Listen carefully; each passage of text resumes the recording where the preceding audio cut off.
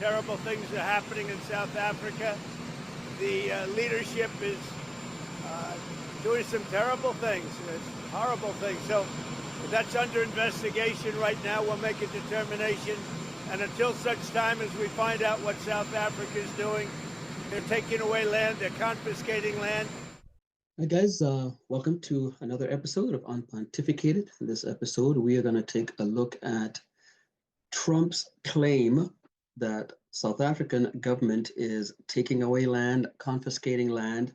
We're going to look at an interview that the Inside Story did on Al Jazeera English, and it's a really good episode. And you'll hear what the commentators are saying about what is truly going on in South Africa.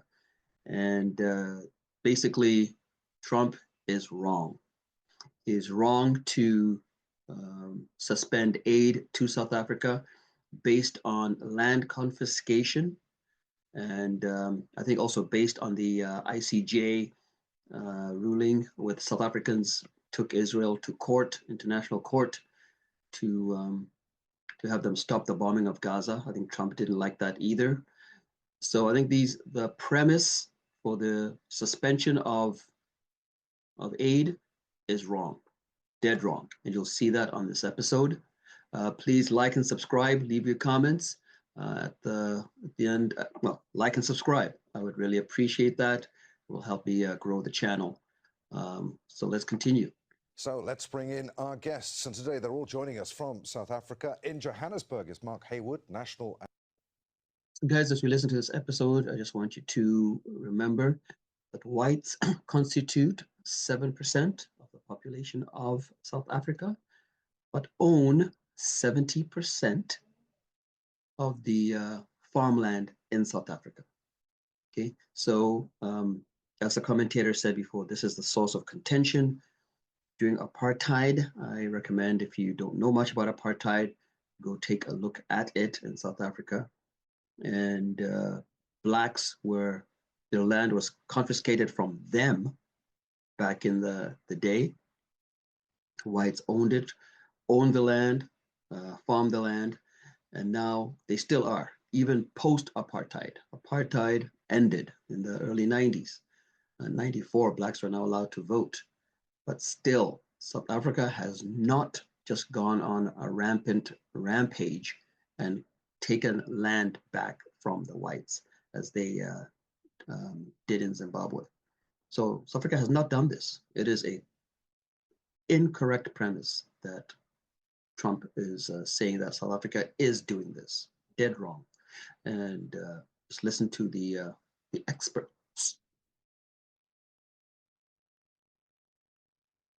And global health specialist in Stellenbosch, Tanvir Jua, a specialist on constitutional property law, and in Cape Town, Melanie Forward, a political analyst and former member of parliament for the ANC under President Nelson Mandela. Welcome to you all. Melanie, let's start with you. Is humanitarian aid being weaponized by the Trump administration? Well, yes, clearly it is, because we are a sovereign nation, we are a democratic nation, and we have the right, surely, to determine some of our domestic policies. But what makes this even more troubling is the fact that it's completely based on falsehoods, and it's completely arbitrary. There has been no expropriation of land in South Africa since 1994. Of course, there was large-scale expropriation from colonial times and under apartheid, but there has been zero forceful or any form of expropriation of private land in South Africa since 1994. And it would have been one of the most popular things for the ANC government to have done, well, if they wanted to, but they didn't. They chose not to. So it is just completely and utterly false. And I'm sure, as some of your other guests will show today to you as well, it isn't completely in line with our constitution. There is no change in the government's policy of keeping it with a willing buyer, willing seller. And it is also in line completely with most democratic countries in the West's expropriation laws, including that of America, and the UK and Ireland. Yes, so take that note as well. Expropriation of land is done all around the world. It's done here in Canada as well. hear stories of governments, whether it's municipal governments or provincial governments, who want to build roads through someone's land. And so they have to expropriate it, pay that person some money because they're going to take their land. And it's the same thing in South Africa. It is in the constitution. You know, there's the willing buyer, willing seller. If they want to sell the land to the buyer, great. That's democracy. But there's also expropriation of land. It is done under law. There's no forcing of land from landowners. And and as this lovely lady said, if the ANC, the African National Congress, said yes, we're just going to take your land from the white farmers, a lot of the black people would have been like, great, do it, because the land was taken from us. But they didn't do that, and they haven't done that. I just really want Trump is just lying. And oh, by the way, Elon Musk was born in South Africa, so I don't know if this is his doing. I don't know, but anyway. And the European Union. So to use aid in such a crude, arbitrary manner to apparently punish the South African government, but of course actually just punishing the poorest of the poor is really, really the wrong thing to do, and is certainly weaponizing it. Mark, what does the freezing of aid mean for anyone dealing with an HIV positive status in South Africa, or indeed those suffering with AIDS? Well, put most simply, it is a threat to the life and health of tens of thousands of people living with HIV in South Africa. You know, South Africa has the biggest HIV epidemic in the world, 7.8 million people. We've had a very successful HIV treatment response with the support of the United States, I must say, where we've managed to get nearly 6 million people onto treatment. But, you know, providing perhaps one of the world's biggest HIV or one of the world's biggest medical programs overall is always very fragile, always very vulnerable. And this threatens to bring parts of it crashing down. So, guys, you can see that Trump knows what he's doing. You know, Trump, Elon, these guys know what they're doing. They know that this will definitely make an impact on South Africa and the treatment that they're getting from HIV and other aid items. One thing, you know, about America, Americans are the ones who do step in. I mean, they're the richest country in the world, so they do step in disaster areas more so than any other country out there. And so, and that's great. I give America full marks for the way they respond when there's a disaster. And they've responded in South Africa. The AIDS epidemic was really bad in South Africa. It's still bad, but there are treatments going on, as this fellow Mark here has stated. You take away the money, then you're impacting the efforts. It is going to make an impact if this goes forward for a long period of time. So I don't know what Trump is up to. Like, just to punish who? The top elite blacks, they're not seeing anything. It doesn't matter to them. You're impacting the poor of the poor. That's who you're impacting. And so I don't know what the end game is. It makes no sense. Tanveer, then, thanks for your patience, Tanveer. Why is this Land Expropriation Act so controversial? It's important to remember the background of the act, right? It's obviously been into place as a bill for the past 5 years now, but also trying to remember the fact that it's been into place in a different form of a bill from 2008. So it's been really contentious. But there's one main section that seems to be putting a lot of people in a sort of discomfort, and that's the section that relates to the compensation, right? And that section talks about the nil compensation, the fact that you can expropriate with nil compensation. And that seems to be putting a lot of people with discomfort because it talks about just and equitable compensation, and it offers no compensation under certain circumstances. It's important to not listen to propaganda and to list those circumstances. One of those examples would be if the land is abandoned. In these circumstances, we would be looking at where people haven't paid rates, municipal rates, for years on end, or if it can be proven that the land has been abandoned, or if the land is posing some sort of risk, right? So we're not looking at farmland in those cases, even though Donald Trump seems to be constantly talking about white landowners in terms of farmland. That's not what we're looking at here. But yet, all right, let's get that clear. So nil compensation, no compensation for the expropriation of that land. We are not talking about farmland, because the farmland is not posing any kind of risk or danger to anybody. It's being farmed. So this is not the land where there'll be no compensation when expropriated. As Tanvia has said, it is land that is lying dormant, like nobody is nobody is there. There's been no fees paid due to owning that land. It has been abandoned. Maybe people have left to go to Australia or wherever, or even come to Canada. So this is not land that is being used. So if Donald Trump, I haven't heard him say this, but if he's saying that South Africa is, well, actually, I guess he is saying that South Africans, the leadership is just taking farmland or land away from white farm owners. It's not happening. It's not even in the bill.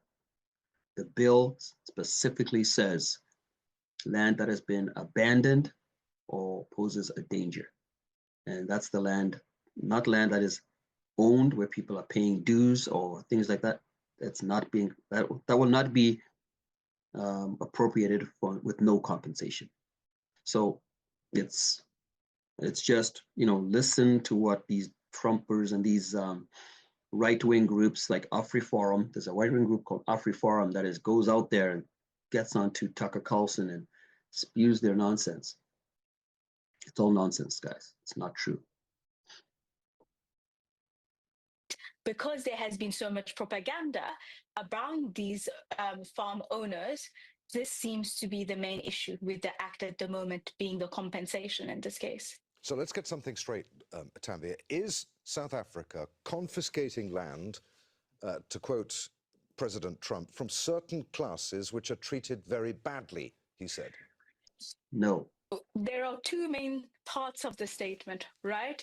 Is South Africa confiscating land? Absolutely not, No. right? Expropriation of land is not new.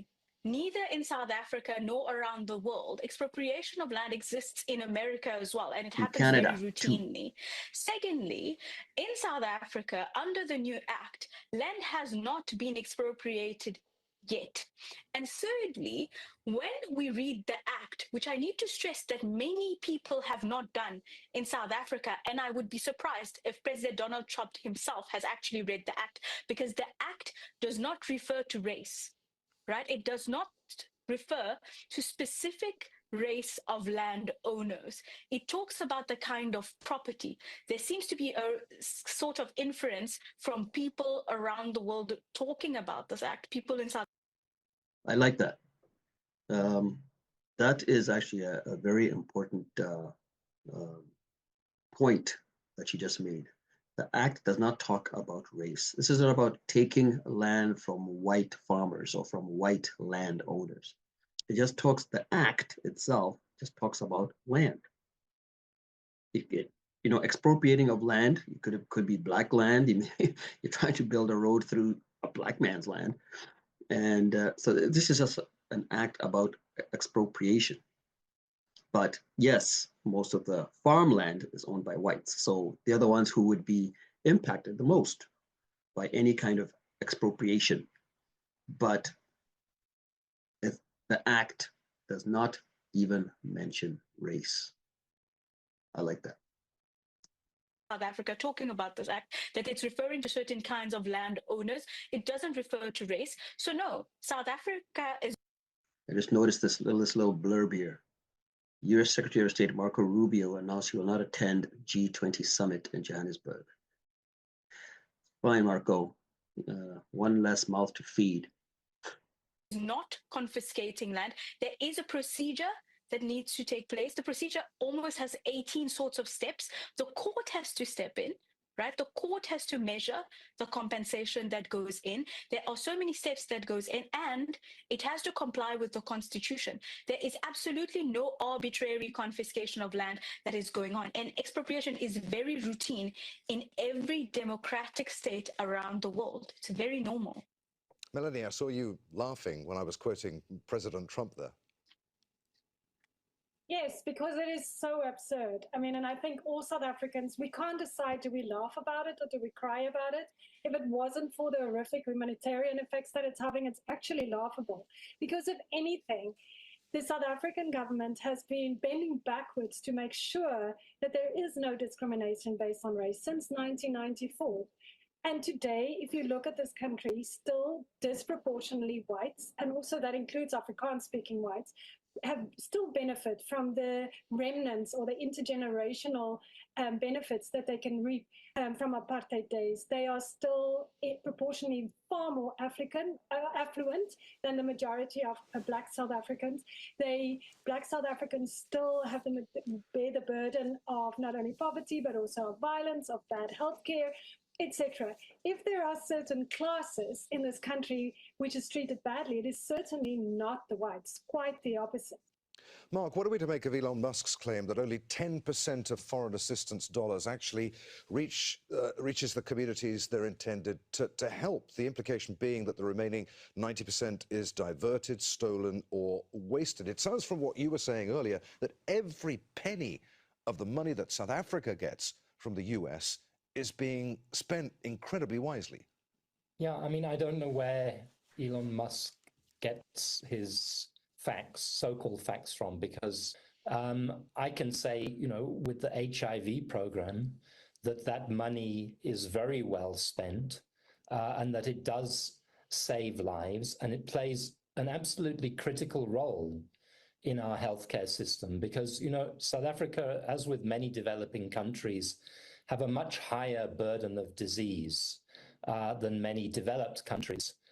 You know, apart from HIV, we're dealing with malaria, we're dealing with tuberculosis, we're dealing with more rare and neglected diseases. We've got epidemics of non-communicable diseases like cancer, like diabetes. So we really are in a whirlwind. So this type of global support from the United States and from other countries really helps. And it helps as well at a time when our country is financially constrained, our health budget cannot meet the demands of people. And health is a global issue, as we've seen with COVID-19. Actually, it's in the United States' interests to support disease prevention and disease treatment all over the world, because in the 21st century, disease no longer sticks within national boundaries. So this type of approach, ultimately, not only is it based on lies and disinformation, but it will prove to be self-defeating of the American people as well. And that will be an utter tragedy. Tanvir, let's go back to this issue of land expropriation. Why is land ownership still such a contentious issue 30 years after the end of apartheid? It's because of something you've mentioned earlier when we started, which is the fact that basically there hasn't been much of a dent in land ownership, right? It's very skewed towards the white population at the moment. So obviously in 1994, when apartheid ended, there was a level of land ownership with the white population and not so much so with the Black population, and that's including with the Indian population and colored population. As time went on, the Indian population has managed to climb a little bit higher over the social class echelons and managed through the financial market to be able to buy more land, but not so much so with the colored population and the Black population, right? Unfortunately, land reform has failed. It has been way too slow, and the same can be said about the housing program. Land appropriation has failed. And this is where, now, I don't have a solution. I don't know what the solutions are, but certainly there's been a lot of corruption in the South African government. There's been state capture under Jacob Zuma, one of the presidents of South Africa, I believe the third president of South Africa. Really, really bad situation there with the Guptas, where the state was just captured. It was just, anyway, the corruption was rife. It was terrible. And so it has been slow. It has been very slow, a slow process. And I don't know why they can't speed it up and get it going. But you can see why a lot of South Africans are just jaded by the whole process. And that's why actually in the last elections, the African National Congress lost a lot of votes because people have just had enough. They don't trust them anymore. And they want a change in government. Maybe there'll be a change in government. We'll move things along a little faster. But so even though Trump is wrong, dead wrong about what he's doing, the South African government is also certainly lacks in moving forward with this whole process of distributing land properly between the races. And it has been left with Black people having to fend their way through the private housing market. They have been having to buy their way through the market, and that's been absolutely impossible with the rates of inflation. And with the failing housing market, it has absolutely been impossible for them to be able to make it so far. And what has happened is the fact that now we are absolutely left with informal settlements and high rates of unlawful occupation, which then means that we have absolutely millions of people who are landless in South Africa. So what this means is that we have very high rates of land ownership amongst a small white population, right? And high rates of landlessness amongst the Black population, and a failing land reform program. So obviously the land issue is very contentious in South Africa. Mark, final answer. Here you are, global platform, okay? You're on Al Jazeera right now. What is your message to the Trump administration and the people of the US who think that somehow cutting aid like this is a good idea? My message is simple again. It is rescind this executive order in totality, immediately, resume funding to South Africa and to other developing countries, resume funding to the World Health Organization, which plays an absolutely critical coordinating role within the world. And my message to the people of America, if the president chooses not to listen to us, is use every means within your democratic power to force change, because we are one world. Our pain will become your pain before too long. We depend upon your solidarity and support as countries that have been historically disadvantaged, and we stand with you in all of your efforts to restore genuine democracy to the United States of America. All right, there you have it, guys. Look, I'm a conservative. If I was an American, I might have voted for Trump. I'm pro-life. I believe there are only two genders. So there's certain things that, I disagreed. I disagreed wholeheartedly with what the government is doing. I don't believe in DEI. I believe in opportunities, equal opportunities, not equal outcome. So yeah. Anyway, but Trump is going overboard in my book. I might be having second thoughts, right now, because first of all, the way he's talking about Canada, the way he's talking about South Africa, just things that he's trolling. In his attempt to make America great again, I believe he's doing it all wrong. America has been blessed by the Lord. It has been blessed. It is a rich nation. It is a strong nation. but he is not. Trump is not using his wealth and his strength properly, I think, and that's just my opinion. And I'd be curious to know what you guys think about that. So please, again, please like and subscribe. And next time you hear Trump talking about South Africa, and you hear Rubio or even JD Vance, anyone saying that South African government is doing bad things to the white population in South Africa, they're lying. It's wrong. That's not what's happening. It's just false. And so yeah. Anyway, that's the truth of the matter. And I'll see you guys on the next episode. Please like and subscribe. I appreciate it. Thank you. Bye-bye.